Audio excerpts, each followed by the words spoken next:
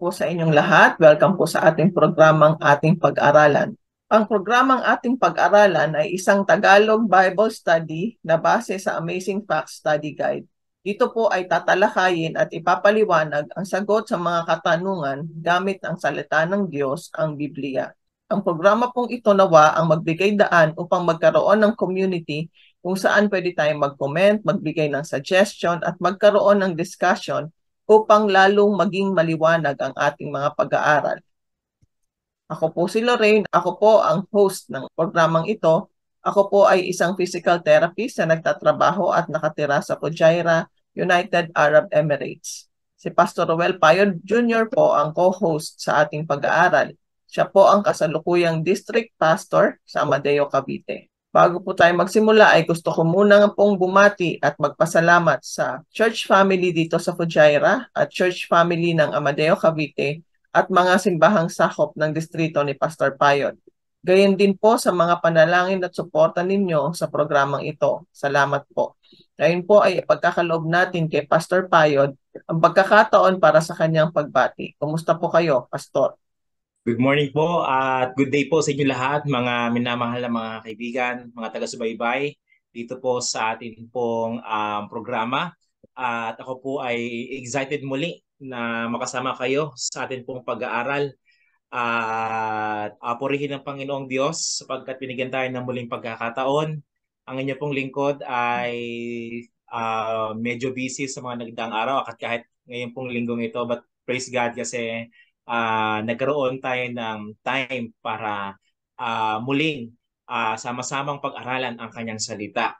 At purihin ng Panginoon po sapagkat mabuti po ating pong kalagayan po, Ma'am Lorraine, kahit tayo po ay may mga nararamdaman na mga ilang na mga physical illness recently.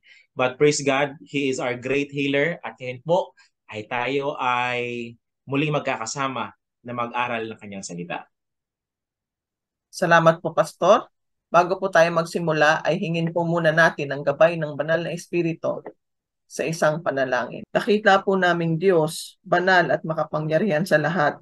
Narito po kami sa inyong banal na harapan upang muli naming anyayahan ng inyong presensya sa aming programa. Naway lahat po ng aming sasabihin ay magmula sa inyo.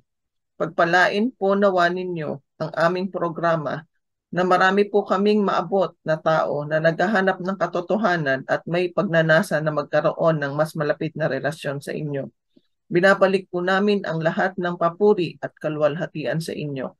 Ito po ang aming hiling sa inyong pangalan. Amen. Dadako na po tayo sa part 2 ng ating pag-aaral ng lesson 1 na pinamagatang meron pa ba tayong pwedeng pagkatiwalaan? Bago po tayo magsimula ay magbibigay po ako ng buod sa ating pag-aaral sa part 1. Natalakay po natin na ang Bible po ang natitirang bagay na pwede nating pagkatiwalaan dahil ang Bible po ay divinely inspired at ang mga sumulat nito ay ginabayan ng Espiritu Santo. Pwede po nating pagkatiwalaan ng Bible kasi kahit si Jesus mismo ay naniwala dito at ginamit niya ito sa kanyang pagtuturo. Nag-quote din po siya ng mga text sa Bible para labanan si Satan nung siya po ay tuksuhin sa parang. Masasabi din po natin na ang Bible ay may mga nilalaman na detalye tungkol sa hinaharap na totoong naganap sa kasaysayan. May mga bagay din na nabanggit sa Bible na nakumpirma ng siyensya pagkatapos ng maraming taon na maisulat ito. At akma pa din na kahit sa pangkasalukuyan, ang mga payo at mga katotohanan na nasa Bible, katulad ng payo tungkol sa pag-inom at paano makakaiwas sa mga sakit.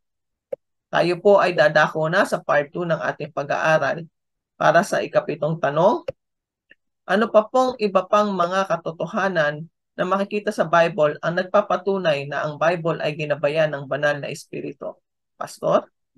Yes, isa po napakagandang tanong, mga kapatid. Ano pa ba ang mga ibang patunay, ebidensya, patotoo na ang Biblia po ay inspired ng Panginoong Diyos? Kung atin pong babasahin dito po sa ikalawang Timoteo 3:16, ganito po ang sinasabi. Akin pong babasahin po sa inyo.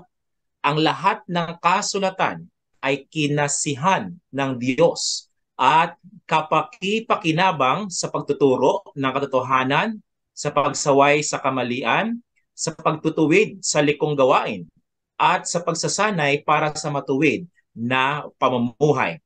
Alam niyo mga kapatid, dito po sa to give you a preference or iba pang mga original word po niya, which is ang New Testament po, ang kanya pong original language ay Greek. Kaya ang inyo pong lingkod ay nag-extra mile po na pag-aralan po itong Greek. Ang Greek po ng word mga kapatid na inspired by God ay hindi lang po siya basta-basta word na inspired, kundi ang sabi po dito, theopnostos. Na ang ibig sabihin po ng theopnostos ay breathe out from God. Kumbaga ito po mismo ay hininga galing sa Panginoong Diyos. Worthy po na atin pong malalaman na yun pong hininga na kanyang ginamit mga kapatid doon po sa paglalang niya kay Adan, na pagkatapos niya pong i-form, he breathed in his nostrils at naging buhay na kaluluwa po si Adan. Same with the Bible. This is a breath out of God. Siya po, ito pong Biblia, na pag atin pong pag-aaralan, we will be alive sapagkat ito po inspired and this also the breath of God to us mga minamahal na mga kapatid, mga kaibigan. At syempre hindi lang po yun. Mayroon po itong kapaki-pakinabang sa atin. Like for example, ito po ay nagbibigay po ng pagtuturo. Kasi po marami po, tayo po likas na makasalanan. Ang atin pong mga gawain minsan or madalas ay mga pagkakamali, mga minamahal na mga kapatid. Ngunit ang Biblia ang nagtutuwid po sa atin sapagkat ito po ay katotohanan. Ang Biblia po nagsasaway po sa atin, katulad po ng sinabi sa talatang 16 ng ikalawang Timoteo at kapitulo ay 3. So, maganda po na ang Biblia ay atin pong gawing standard ng atin pong pamumuhay. Okay po? At sapagkat sabi po dito, one of the greatest miracle of the Bible is its unity. Just pondering this amazing fact. Alam niyo po mga minamahal, ang isa pong tinuturo ng Biblia ay yung tinatawag na pagkakaisa, unity. Why? Alam niyo po ba na ang Biblia po ay kinocompose po ng 66 na mga aklat? 66 na mga aklat, mga minamahal na mga kaibigan. At ito po ay sinulat po sa 3 kontinente. Yes, syempre, major in Asia, sapagkat dito po nagsimula ang yung Old Testament hanggang sa New Testament, mostly po dito nasulat. And then, nasulat po siya sa 3 languages. Yes, the Old Testament is written both in Aramaic and Hebrew, and also the New Testament is written in the Greek language. Now, alam niyo po ba mga minamahal na mga kaibigan, ang Biblia din po ay dapat nating pagkatiwalaan at trustworthy po ang Bible sapagkat ito po ay sinulat hindi lang po ng iisang tao na in-inspired ng Panginoon, kundi 40 plus different na mga tao. And take note, sila po ay hindi po basta-basta mga tao lang. Yes, they came from any race of life. Some of them were kings. Some of them were shepherds. Some of them were scientists, attorneys, and army general. Yes, in the New Testament, were fishermen, priests, and physician. Katulad po ni Dr. Lucas. Sila po ay unite ng Panginoon, pinagkais ng Panginoon, at inspired ng Panginoon upang malimbag yung tinatawag po nating Bible. And you know what, mga minamahal, ang period po sa pagsusulat ng Biblia ay umabot po sa 1,500 years na talagang tumagal. I mean, kasi po by this generation, there is a truth given by the Lord. And there's also this generation hanggang po na nasulat po ang Biblia. Ang tawag po doon ay yung canon ng Biblia, mga kapatid. Kumbaga yung kabuuan na po ito ng Bible. So, yes, ang Bible din po ay meron po siya mga controversial subjects. Meron po siya, kasi nga po, katulad po natin po sinabi ng una nating session ng ating pong pag-aaral, ang Bible po ay napakaraming mga issues or subject matter upang i-correct po ang ating pong mga pagkakamali. Tapos po, alam niyo po ba na ang Biblia ay ito po mga taong nagsulat po nito, most of them, syempre, because of the span of that year, 1,500 years, hindi po sila nagpangita. However, all of them were inspired by the Lord. Sabi po dito sa ating pong pag-aaral, yet though it seems totally inconceivable, the 66 books maintain harmony with one another. Alam niyo po, hindi po sila magko-contradict. Sila po ay harmonize. Sila po ay complementing each other. Ito lang po, napakaganda po. I love New Testament because the New Testament is written the story of our Lord Jesus Christ. But you know what? There are 4 books that discusses the life, the teachings, the ministry, the death, and the resurrection of Jesus Christ. Namely, they are Matthew, Mark, Luke, and John. But they are in harmony to one another. Hindi po sila nag-complement.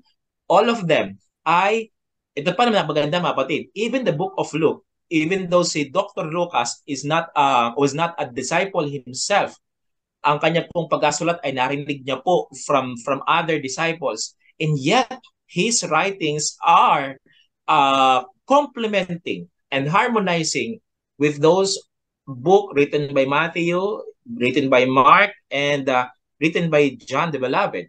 So, aside po dito, this is also almost too amazing to believe, mga minamahal na mga kapatid, mga kaibigan. Bakit po? Aside po dito sa ating pong last text, sa pang-pitong tanong, ay sa 2 Peter 1 verse 21. Kaya, ito po yung nabasa na po natin nung ating pong unang pag-aaral. Again, they are holy men of God. Sila po yung mga tao na ginabayan ng banal na espiritu.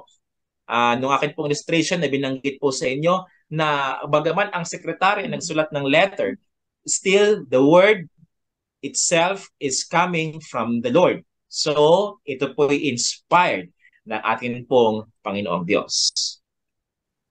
Salamat po, Pastor, sa inyong maliwanag na pagpapaliwanag sa ating mga sagot. Masasabi po natin na talagang very accurate ang pagkasulat ng mga sumulat ng libro dito sa Biblia. Mapapansin po natin na kung merong pangyayari sa isang lugar at pag nagtanong tayo sa maraming tao, iba-iba po ang salaysay nila sa aktual na nangyari. Pero dito po sa Biblia, parang iisa ang may akda ng mga libro. Karon po ka-precise ang inspirasyon ng banal na espiritu sa mga sumulat nito.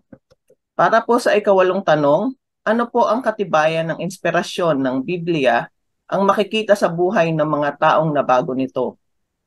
Pastor? Yes po. Ano nga po ba ang katibayan?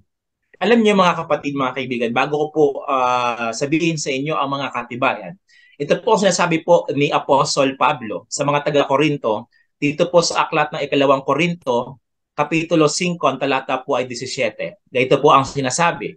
Ikalawang Korinto, Kapitulo po ay 5, talata po ay 17. Kaya kung nakipag-isa na kay Kristo ang isang tao, isa na siyang bagong nilalang. Wala na ang dati niyang pagkatao. Sa halip, ito'y napalitan na ng bago. Alam niyo po, ano ibig sabihin niyo kapatid? Yung dating ako, yung dating tayo na makasalanan, na wala kay Kristo, pag tayo daw po ngayon ay na kay Kristo na, tumanggap sa kanyang pag-ibig, tumanggap at naniwala sa kanyang kamatayan sa Kalbaryo ng Cross, at naniwala na siya'y muling nabuhay mula sa kanyang kamatayan, mga minamahal, yun lang bagay na yun ating paniniwalaan, tayo po ay bago na po kay Kristo Jesus. Yes, alam niyo po ba na nagsulat po ng talatang aking pong binanggit, ay siya ring binago ng Panginoong Jesus. Kasi si Apostle Pablo, mga kapatid, before he became Paul, he was Saul. Saul, the persecutor of the church. Na si Saul, akala niya ang kanyang ginagawa ay tama because he had an order from the Sanhedrin, the highest council of the Pharisees sa Jerusalem, mga minamahal. Nang akala niya ang ginagawa niyang pag-persecute sa mga Christians ay tama. But then, on the road going to Damascus, mga minamahal na mga kapatid, nagpakita ang Panginoon sa kanya at nagsabi sa kanya, Saul, Saul, why are you persecuting me? Tapos sabi ni Saul, who are you, Lord? Alam niyo po mga kapatid, it's a very long story, but the bottom line there is, si Saul ay ginawa ng Panginoon na Paul. Paul the missionary, Paul the pastor, Paul the one who guides the early church na ginamit ng Panginoong Diyos. Alam niyo po, meron po akong isang sermon po patungkol po dito mga kapatid. Ang title po doon ay God is in the business of changing names. Alam niyo po ba, hindi lang po si Saul ang binago ang pangalan sa Biblia mga kapatid, maging si Jacob sa Old Testament. We all know that Jacob was a cheater, Jacob was a liar. However, when he met the Lord, when he wrestled with the Lord, ang sabi ng Panginoon, what is your name? My name is Jacob. No. Your name now is Israel, the overcomer, the Prince of God. So mga kapatid, the Lord Himself, if we are willing to submit our lives to Him, siya po ay nasa business ng pag-change ng mga pangalan, mga kapatid. Alam niyo po, marami na pong mga testimonies na nagsasabi, even in your church or even in your communities, na may mga kapitbahay kayo na nang tumanggap sila sa Panginoong Diyos. Dati ay sila lasinggero, dati ay sila ay nagsusugal, bisyo, napakarami. When they met the Lord, talagang bagong buhay na po sila mga kapatid, mga kaibigan. So, the change lives of those who follow Jesus and obey the scripture provide some of the most convincing proof of the Bible's divine inspiration. Yes, napakarami na pong mga binago ng Biblia, mga kapatid, sapagkat the word itself, the Bible itself is truth. Sabi po ng Panginoong Diyos, your truth, this truth will set you free. From what? Free from sinning. Free from what? Free from the bondage of sin na dati ay hindi ka makawala. But when you met the Lord, when you read His Word, talagang pinalaya ka at ikaw ay bago na pong nilalang sa atin pong Panginoong Diyos. Salamat po, Pastor, at purihin ang Panginoon sa kapangyarihan niya na baguhin tayo. Kumbaga, 180 degrees turn po ang nangyayari. Hindi po 360 kasi pag 360 babalik tayo sa dati.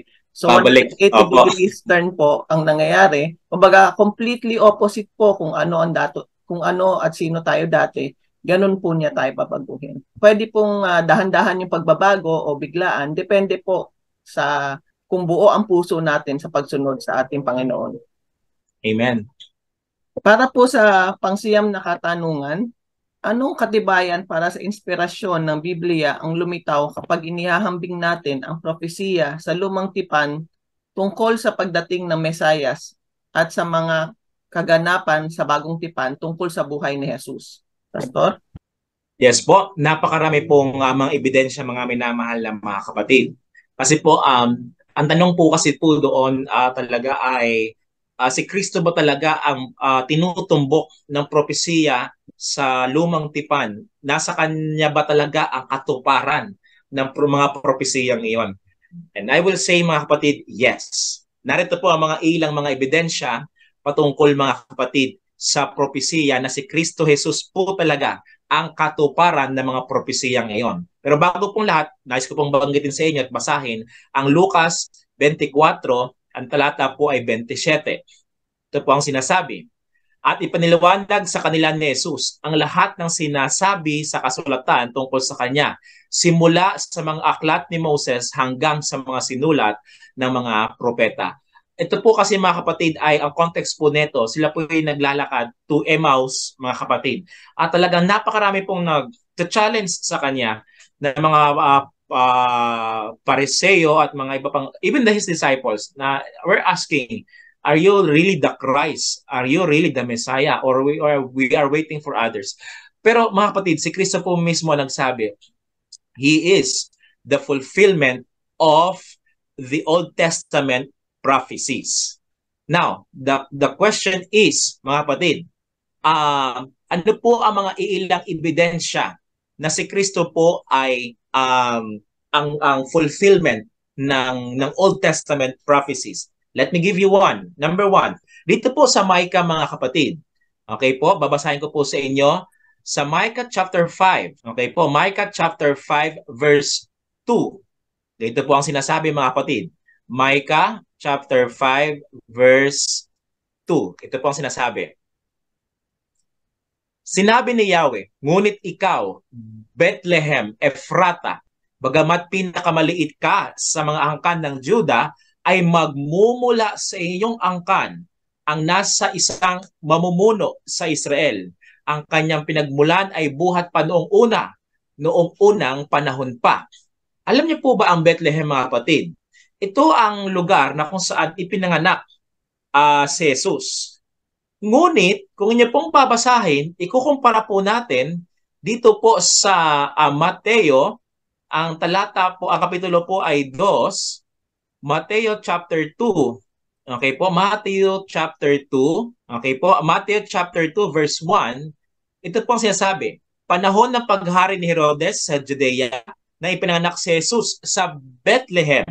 May mga antas mula sa silangan na dumating sa Jerusalem. Now, to give you a trivia, mga kapatid, alam niyo po ba na si Jesus, si Joseph at si Mary ay taga Nazareth? At alam niyo po, meron po akong slide nito sapagkat meron po akong series study about the Christ, which is Christology, the study of Christ. Si Kristo po ay taga Nazareth, even Mary himself. Tinignan ko po sa Google Map, mga kapatid, ang layo ng Bethlehem at Nazareth ay nasa around 170 kilometers. At sa panahon po ngayon, this will take around 3 to 4 hours drive since may kotse po ngayon. But then, in the time of Jesus Christ, wala pa po mga ganong mga sasakyan, mga kapatid. Why? Bakit po? Sinishare ko po sa inyo to. Simple lang po. Kasi si Mary na malapit ng mga anak, in my imagination, she was asked, Mary, saan ka mga anak? Of course, syempre, sa Nazareth. I am from Nazareth. Yung 8 months na siyang buntis, mga kapatid, Mary, saan ka mga anak? Syempre, sa Nazareth. Malapit na pong kabuwanan ni Mary. Mary, saan ka mga anak? Syempre, sa Nazareth. But all of a sudden, the turn of events, mga kapatid, biglang si Mary at si Joseph ay pumunta po sa Bethlehem. Napakalayo. Alam niyo po, ayoko po na ang akin pong asawa ay maglalakad or sasakay sa donkey or sa kabayo ng 170 kilometers dahil doon lang siya mga anak. Meron naman siguro malapit na paanakan.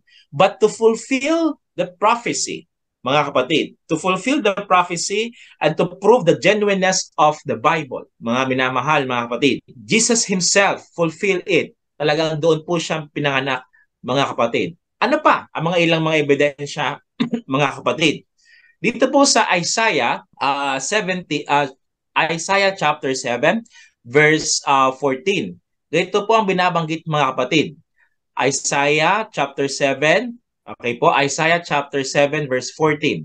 Si Kristo daw po ay ipapanganak sa isang berhen. Dahil dito si Yahweh mismo ang magbibigay sa inyo ng palatandaan. Maglilihi ang isang dalaga at magsisilang ng isang sanggol na lalaki at tatawagin sa pangalang Emmanuel.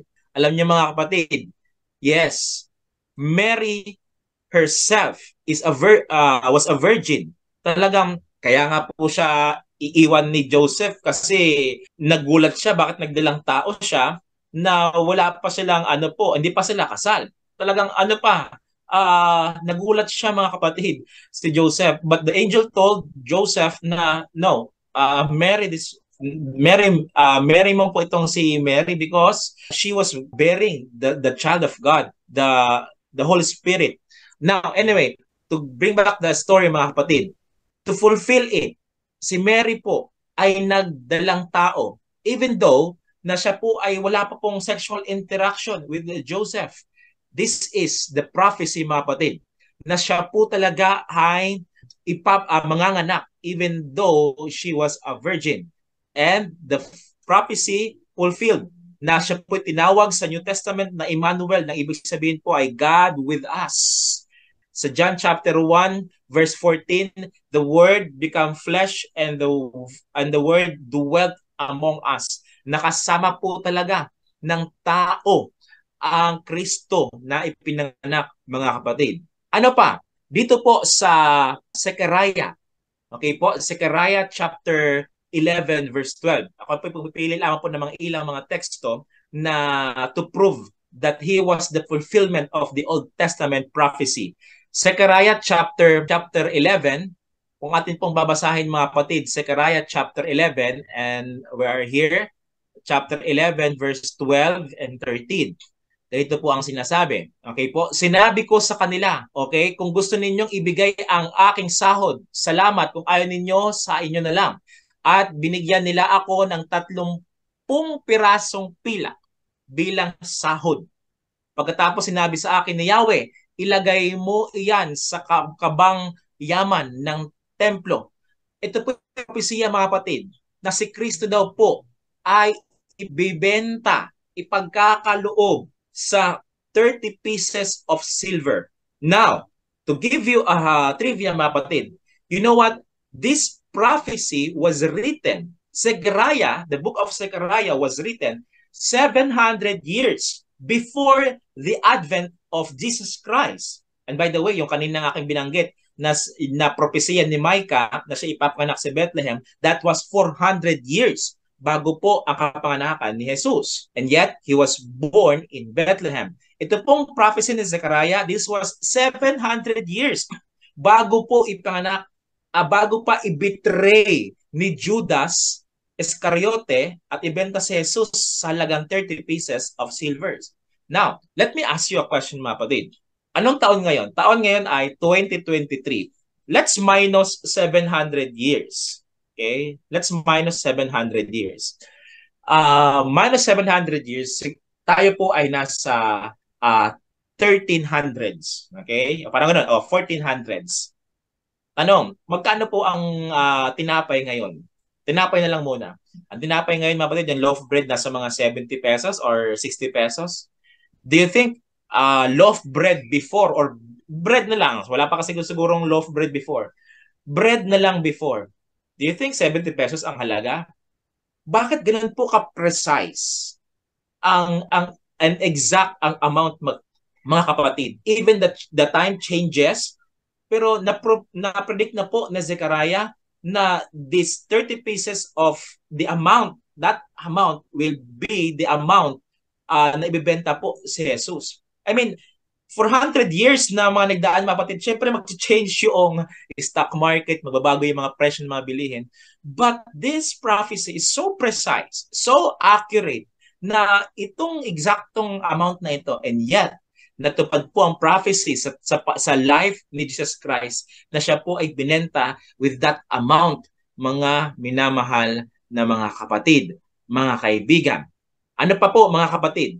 Lastly, dito po sa Isaiah 53, akin pong babasahin sa inyo, Isaiah 53, ito po ay natupad din po mismo sa buhay ng ating Panginoong Jesus. Akin pong babasahin po sa inyo, Isaiah 53, at ganito po ang sinasabi sa 3 to 5. Hinamak siya ng mga tao at itinakwil, nagdanas siya ng hapdi at hirap. Wala man lang pumansin sa kanya. Binaliwala natin siya na parang walang kabuluhan. Tunay ngang inalis niya ang ating mga kahinaan. Pinagaling niya ang ating mga karamdaman, subalit inakala natin ito'y parusa ng Diyos sa kanya. Ngunit dahil sa ating kasalanan, kaya siya nasugatan. Siya ay binugbog dahil sa ating kasamaan. Tayo ay gumaling dahil sa pahirap na dinanas niya at sa mga hampas sa kanyang tinanggap. Mga kapatid, this is no other than Jesus Christ. Na siya daw po ay pinahirapan for our healing. Siya po ay sinugatan for our healing. He took our place na sana po tayo po ay doon. Tayo po dapat ang ipapako sa krus, but yet this substitute Jesus Christ ay namatay po para sa atin. So, the Old Testament prophecy was really fulfilled in the life of Jesus, mga minamahal na mga kapatid. Salamat po, Pastor. Dito po ay lumalabas na naman ang unity ng ating Biblia.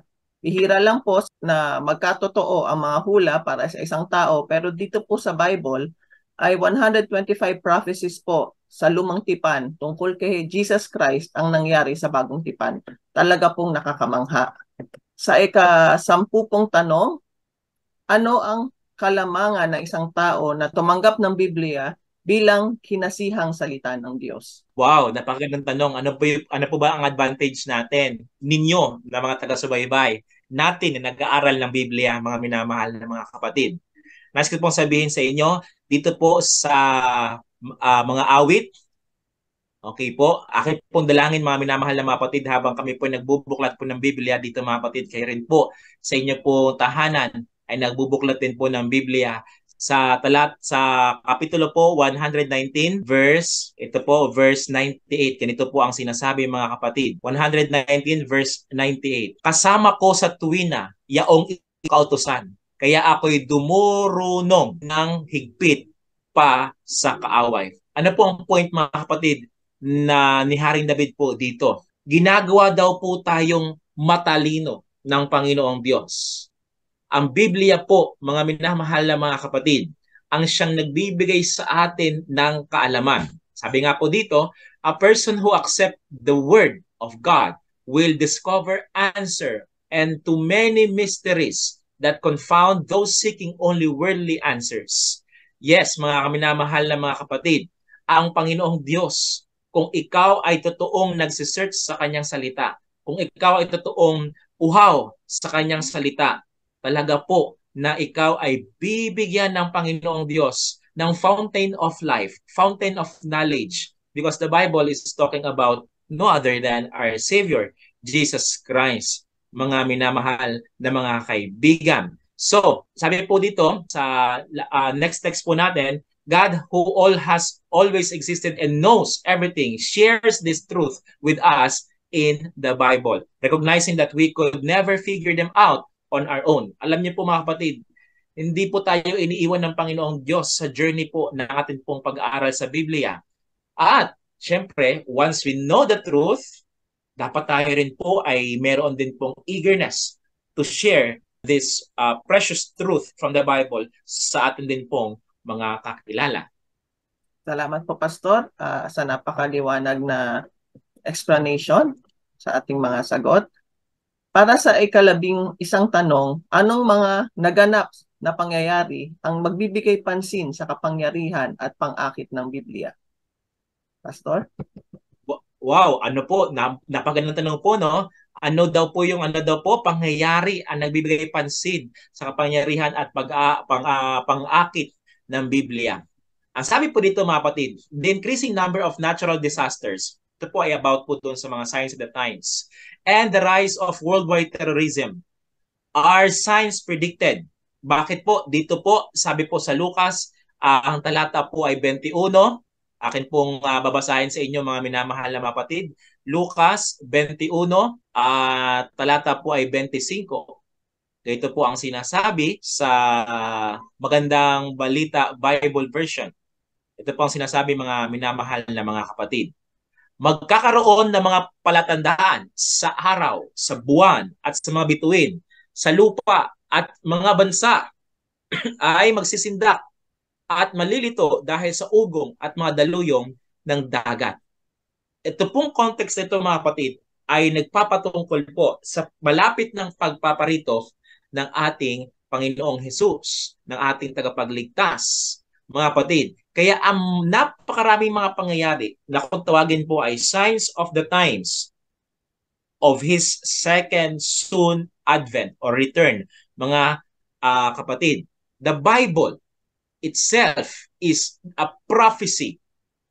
Kung babasahin po natin sa kapitulo po ng 24 ng Mateo, si Jesus po mismo ang nagpropesiya sa kanyang ikalawang pagpaparito. Ang sabi niya po doon, just to summarize, magkakaroon daw po ng lindol, gera, tagutom sa lahat ng dako.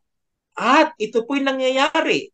Unti-unting nangyayari at mabilis na nangyayari sa ating pong generation, mga kapatid. So, sa tanong po na number 11, tayo po'y makukonvince na yung mga pangyayari natin pong nararanasan ngayon ay katuparan ng propesiya po ni Jesus. At dapat mga kapatid, tayo po'y maakit na, makonvince na po na ang mga events, turn of events, napakaraming mga events, dapat po tayo ay ma-focus na sa atin pong mga buhay sa pananampalataya sa atin pong Panginoong Hesus. At mga kapatid, upang dagdagan po ng ilang mga comments yung atin pong ika-11th question, alam niyo po mga kapatid, ang issue naman po ay hindi para po sa akin, ha, hindi po issue ang ang malapit ng pagparito ng Panginoon. Yes, it will really happen. Hindi rin po issue yung signs sa nature, signs sa ating sanlibutan, economic, political, etc. na mga signs. Hindi po yun ang issue, mga kapatid. Ang issue po dyan ay, handa na ba tayo? Tayo po ba ay ready na? Kasi nakakalungkot, isipin at pagmasdan. Ang mga kapatiran at ang mga mananampalataya ay nagiging ano lang sila, nagiging aware lang sila sa kanilang faith pag sila po ay nasa ano na, nasa calamities. O halimbawa noong COVID na lockdown. Buti pa 'yon kasi yung mga tao ay naging mas malapit sa Panginoong Diyos. Dahil di sila makalabas, sa bahay lang sila, meron na silang family worship, meron na silang talagang reread, pagbabasa ng salita ng Panginoong Diyos. Pero nung lumuwag-luwag na ulit, parang nawala yung ano, mga batid. Kumbaga, kung saan mag-i-strike yung pinaka-calamities, doon tayo nagiging malapit sa Panginoon. Pero pag wala na, para nagiging hayahay po tayo. Dapat po hindi ganun, mga batid. All the time, tayo po dapat ay handa. All the time, tayo po dapat ay mas lalong lumapit sa Panginoong Diyos. Maraming pong salamat, Pastor, sa point na yon.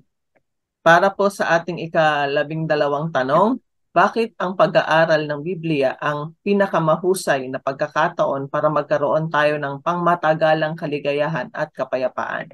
Napakaganda po ng tanong, mga kapatid. Bakit nga ba ang Biblia, ang ano daw po, ang pinakamahusay, talagang in-identify po talaga ng mga kapatid? Yes po. Ito po talaga ang dapat standard po natin para magkaroon po tayo ng hindi lang po siya temporary but long-lasting na happiness and peace, mga kapatid. Bakit po, mga kapatid? Alam niyo po ba dito po sa aklat ng mga awit, akin pong babasahin po sa inyo. Ito po ay napakagandang teksto, mga kapatid, na sinulat po ni Haring David. At sinabi po dito, mga kapatid, sa aklat ng mga awit 119. 119 verse 105. Ito po ang sinasabi, mga kapatid. Salita mo'y isang tanglaw na sa akin ay patnubay. Sa landas kong daraanan, liwanag na tumatanglaw. Ano pong ibig sabihin, mga kapatid? Sa English pa ay, your word is a light unto my, as a lamp unto my feet and a light unto my path. Ibig sabihin po noon, ang atin po talagang daanan ay napakadilim. Whether we like it or not, mga kapatid, ang atin po talagang daan ay sobrang dilim. Dilim dahil sa mga kasalanan left and right natin po nakikita. Dilim in a sense na yung truth ay nagiging lie. Niyurakan yung truth ng Panginoong Diyos. Dilim because of those sinful acts ng sanlibutan, mga kapatid. Yung immorality ng sanlibutan. However, there is this beacon of life na pinagkaloob ng Panginoong Diyos. At sabi po ni Haring David, walang iba yun. Walang iba ang kundi yung Word of God. That is the beacon of light to Him and to us also, mga batid. Kasi try to imagine, mga batid, naglalakad ka sa isang daan, wala kang ilaw. Either two things will happen to you. Number one, mapapahamak ka at masasaktan ka, of course. Number two, hindi ka makakapunta sa paroroonan mo. So that those two things, mga kapatid, will happen to us kasi wala tayong light. Mapapahamak tayo, masaktan tayo. Number two, we're not sure kung makakapunta ba tayo ng langit. But with this word of God na nagsisilbing light po sa atin, for sure tayo po ay safe in this journey of life and sure tayo po ay makakauwi sa tahanan po na hinanda ng ating Panginoong Diyos. Yes, napakasaya po talaga, mga kapatid, na pag-aralan po ang Biblia sapagkat ito po ay talagang ito po ay ang salita ng Panginoong Diyos. At ito po ay kapayapaan sa bawat isa po sa atin, mga kapatid. Alam niyo po ba, ang sabi po dito, ang Biblia po ay magtuturo sa atin na tayo po ay may purpose sa buhay na ito. Bakit po, mga kapatid? Kasi po, the Bible told us dito po sa aklat ng Genesis, okay po, unang libro ng Biblia, aklat ng Genesis, chapter 1, verse 27. Ito po ang binabanggit, mga minamahal, na mga kapatid. Nilalang nga ng Diyos ang tao ayon sa kanyang larawan. Sila ay kaniyang nilalang na isang lalaki at isang babae. Ano po ang point nito mga kapatid? Tayo po ay nilalang mga kapatid ng Panginoong Diyos. May purpose tayo. Walang ibang pinagkuhaan ng larawan ng Panginoon nung tayo pilalangin niya, kundi ang kanyang imahe, yung kanyang image, mapatid. Hindi po tayo kinay ng Panginoon sa mga hayop, sa unggoy, sa kabayo, or sa ano man po mga hayop. Hindi po na boring yung Panginoon na gayahin ko na lang itong mukha na ito. No. He was referring himself na magkamukha tayo mga kapatid ng atin pong kamukha natin pong Panginoong Diyos. Ano pong point niyan? Ikaw po ay labis na minamahal. Ano man po ang pinagdadaanan mo po ngayon? Ano man po mga pagsubok na nasa kalagitnaan ka mga kapatid? Don't forget, ang Panginoong Diyos ay may panukala sa iyo. Because in the first place, He created you with a purpose, mga minamahal na mga kapatiran. And then, more so over mga kapatid, ang word ng Panginoong Diyos ay ang light natin, ang atin pong peace, ang atin pong happiness. Bakit? Kasi po, alam niyo po ba, nakapaloob po sa Biblia din na ang Panginoong Diyos ay muling babalik. Sabi nga po dito po sa Juan 14, akin pong babasahin po sa inyo, Juan 14, ang talata po ay 1 hanggang 3. Dito po ang sinasabi mga kapatid. Juan 14, 1 hanggang 3. Huwag mabagabag ang inyong kalooban. Sumampalataya kayo sa Diyos, sumampalataya din kayo sa akin. Sabi po ng Panginoong Hesus. Sa bahay ng aking ama ay maraming silid. Kung hindi ito totoo, sasabihin ko ba sa inyo, pupunta ako roon upang ipaghanda ko kayo ng inyong matitirhan. At kapag naihanda ko na kayo ng matitirhan, ako'y babalik at isasama ko kayo upang kayo'y makapiling ko kung saan ako naroon. Mga kapatid, napakagandang pangako ng Panginoong Diyos. Ano po? Na tayo po ay kanyang kukunin. Nais ng Panginoong Diyos na makapiling niya tayo sa walang hanggan. So mga kapatid, anuman po ulit ang mga problema, suliranin na iyo pong dinaranas po ngayon, yan po'y temporaryo lamang. Kasama mo po ang Panginoon sa lakbayin mo po patungo sa langit at hindi kanya iiwan. And ultimately, makakasama natin siya sa walang hanggan. Salamat po, Pastor. Para po sa ating huling katanungan, Pastor. Opo, para po sa atin po ikalabing katanungan, sabi po dito, nagpapasalamat ka ba sa Diyos sa maibiging pagsagot sa mga tanong sa buhay? Ito po ay nakarefer po sa inyo mga kapatid, mga kaibigan. Ikaw po ba ay thankful sa pag-ibig ng Panginoong Diyos na nasasagot po ng Biblia ang mga nakakalitong katanungan sa buhay mo? So mga kapatid, mga kaibigan, mga minamahal na taga-subaybay, taga-panood, batid ko po na kayo po ay meron pong mga katanungan sa inyo pong buhay. Bakit nangyayari ang mga ganito? So, ang akin pong dalangin at pakiusap po sa inyo or invitation po sa inyo mga minamahal na mga kapatid. Maari po kayong mag-comment down below.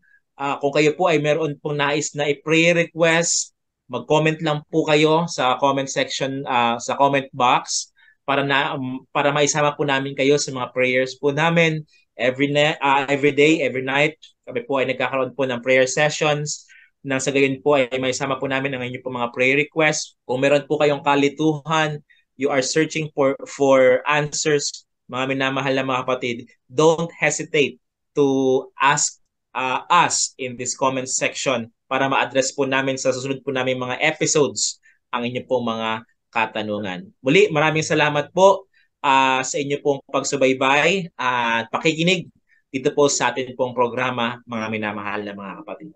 Salamat po, Pastor, sa dagdag na kaalaman na nagmula sa salita ng Diyos. Ibabalik ko po muli sa inyo para sa ating closing prayer.